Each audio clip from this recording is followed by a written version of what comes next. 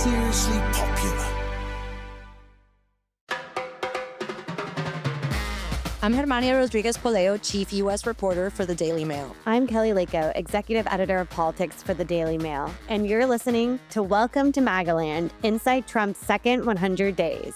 Kelly, we are only on the third day of Trump's second term, and already so much has happened. It really has. President Trump has hit the ground running.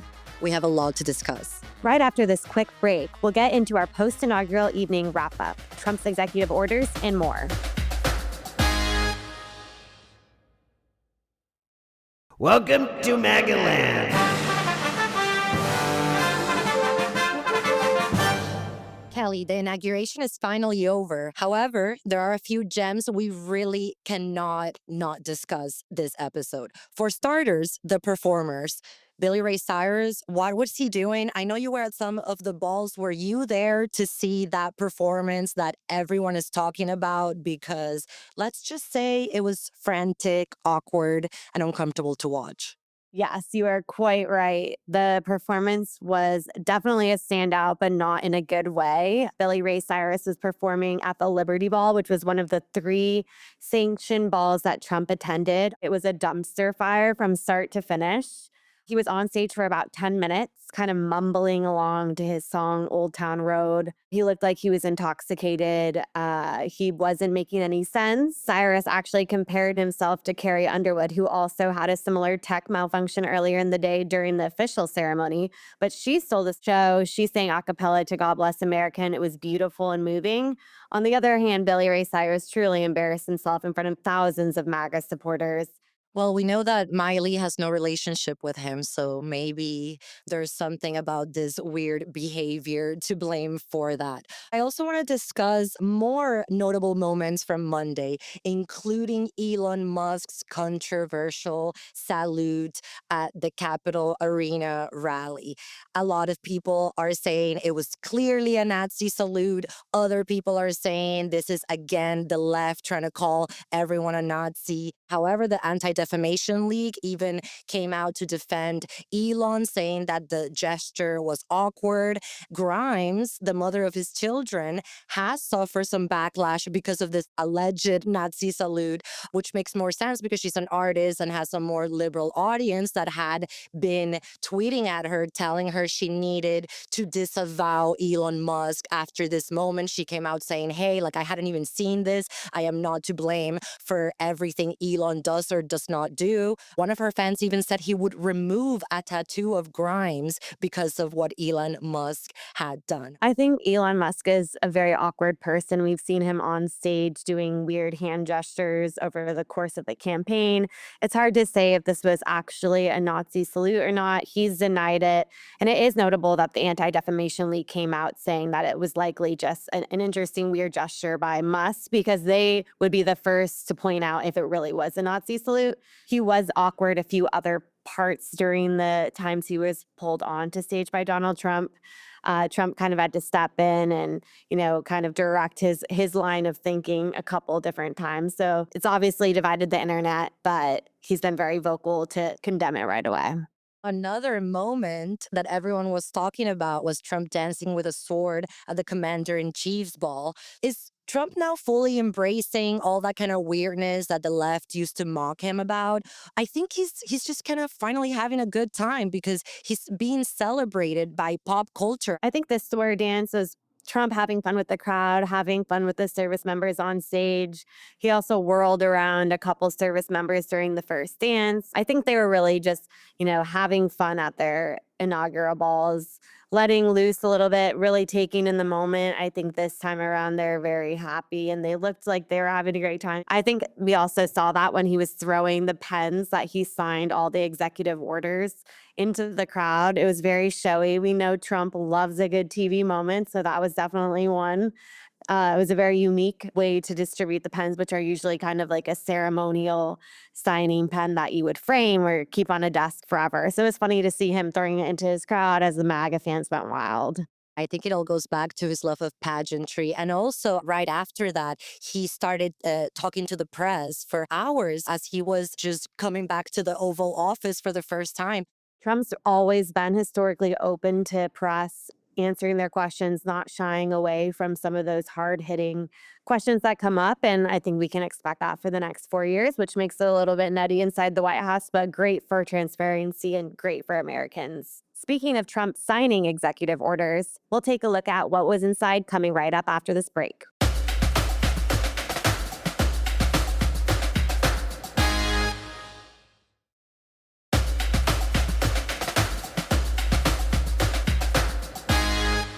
And we're back. Before the break, we mentioned the executive orders that Trump has signed in the 3 days he has been in office. Kelly, I want to start with the executive order to end birthright citizenship. He said he would do this, but I have to admit, I didn't think he would. I'm one of millions of Americans who would not be a citizen if it wasn't for birthright citizenship. I think this would be a fundamental change of American culture and what has made this country what it is. Already 22 states have filed lawsuits to block this order. Birthright citizenship is given by Americans under the 14th Amendment, which is very clear. So this is going to be a battle that will probably end up at the Supreme Court. And I don't really know how else you could interpret the 14th Amendment that specifically says anyone born in the United States automatically is a citizen. You're right. This is definitely going to be a legal battle all the way to the Supreme Court. Trump took action to basically bypass the Constitution and bypass Congress. So there would need to be a remedy that either Congress passes a new law to roll it back or the Supreme Court's going to have to step in. Trump even admitted that it's sort of a far fetched executive order. He acknowledged that it's going to have some challenges along the way. And as you mentioned, it was one of the first executive orders that is already facing legal action. So he's going to be tied up in the courts with this one for quite a while. One of the top executive orders that Trump signed on day one was ending remote work for federal workers. So, right now, there's actually about 200,000 federal government employees who are paid by your American taxpayer dollars that are working from home. We've seen them working from bubble baths, we've seen them working from golf courses, leaving early for happy hours. So Trump said, no more of this. We're getting these workers back into the office. I think there's going to be also lawsuits against the administration for enforcing these policies. I also think it's a way for Trump to essentially force remote workers to quit because they don't want to come back in. They refuse to go back into the office. So it's definitely an interesting way to get rid of some of the quote lazy bureaucrats that Trump's targeting. Something he had talked about doing before he won a second term, the same as he promised to get rid of DEI initiatives. And he came right in and ended all these different offices in the federal government. I mean, that has to be a lot of people that are losing their employment because over the last 4 years, we have seen how diversity and inclusion policies have been promoted by the federal government. That's exactly right. All DEI offices across the federal government have until 5 p.m. today, Wednesday, to completely eliminate the DEI heads and their offices. So that's definitely a shakeup and a huge departure from what Biden was enacting. Sonny Hostin said in The View today that Trump is a DEI hire himself. She said because he had no political experience before his first term and because he was born to wealthy parents that he also didn't earn it. So the pushback is certainly happening. And finally, another executive order I wanted to discuss because, again, it shows the vibe shift. Trump decided to withdraw from the World Health Organization. I feel like this is something that 8 years ago would have seen as horrific, denounced by most Americans. But after the COVID-19 pandemic and the last 8 years, no one really seems too bothered by it because people have started to see international organizations like this, kind of like more bureaucracy telling Americans what to do. Right. I think everyone's happy that the United States is out of the WHO that has had systemic issues with hiding COVID cover up origins. They've been probed by Congress over the last several years. There's a lot of fraud and deceit going on behind the scenes with this organization, and there's good reason that Trump withdrew. Yesterday, we saw President Trump and his family at the National Prayer Service. The bishop made a public plea directly to him, conveying that there are people, immigrants, transgenders, and non binary Americans who are very scared right now as he takes over. It was sort of a shocking moment during this sermon. Trump looked displeased. J.D. Vance was rolling his eyes. A lot of the Trump children looked shocked. They were whispering to each other behind their programs.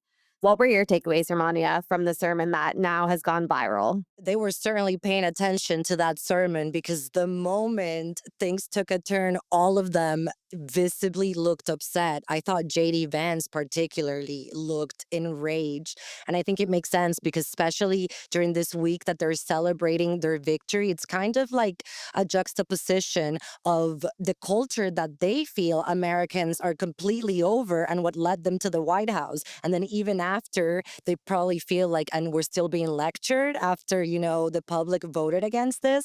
But as always, Trump is very particular in his criticism of his own critics because basically the worst insult Trump can give someone is that they're boring. And that's basically what he said about the bishop. She was not compelling or smart, and he demanded an apology. Definitely. Trump had criticized her as being nasty, saying that she was off base and it was tarnishing a wonderful prayer service. We saw, some reactions from members of Congress saying that the bishop should be deported. Mike Collins said she should be deported. Mind you, she was born in New Jersey, just to be clear, but interesting take from Representative Mike Collins. And some of the lawmakers today during the morning Republican conference were saying that, Americans should be praying for her. This wasn't the time and place. It was a move to try and embarrass Trump in front of his closest supporters and family members. So it's definitely caused quite a stir. I think it's safe to say that Trump and his family won't be returning to the cathedral anytime soon.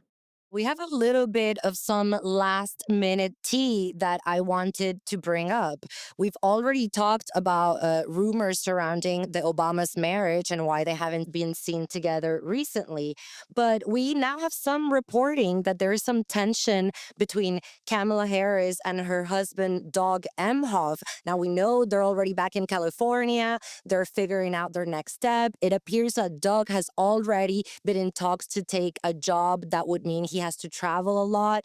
And the report says that Kamala is looking back at the last months and kind of taking account of why she lost, what led her to the moment that she finds herself in today. And she feels that all the reporting about Doug's previous cheating on his wife, getting a nanny pregnant, did not help her campaign. What do you think of this report? The lid's being lifted on their relationship a little bit more. Kamala Harris has been disgruntled with Doug for quite some time since Daily Mail broke our exclusive story over the summer, showing that he cheated on his first wife. He admitted to having a relationship and impregnating his nanny, which was quite shocking, especially in the height of the campaign.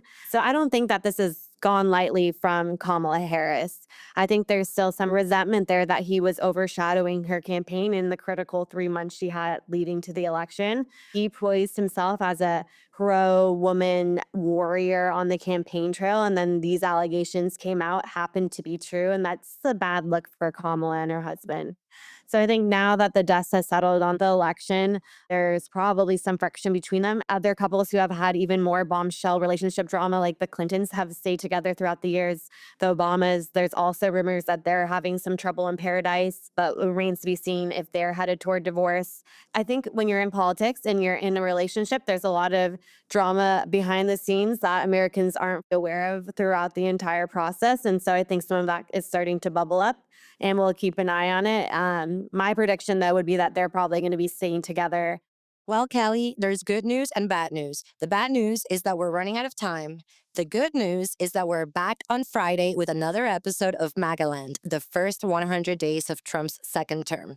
Thank you so much for tuning in. We'd love to hear from you all. Email us at welcometomagaland@dailymail.com and follow us on Instagram at welcometomagaland.